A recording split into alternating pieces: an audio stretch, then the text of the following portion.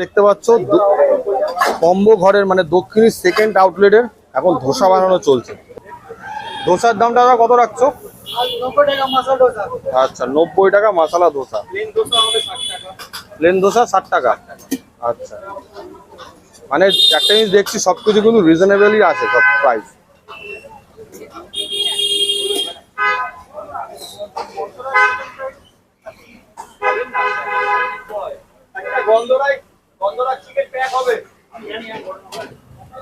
আগে ম্যাডাম দিবি ঠিক আছে।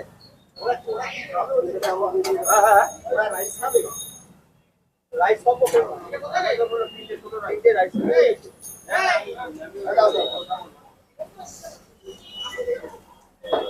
ডাবল তো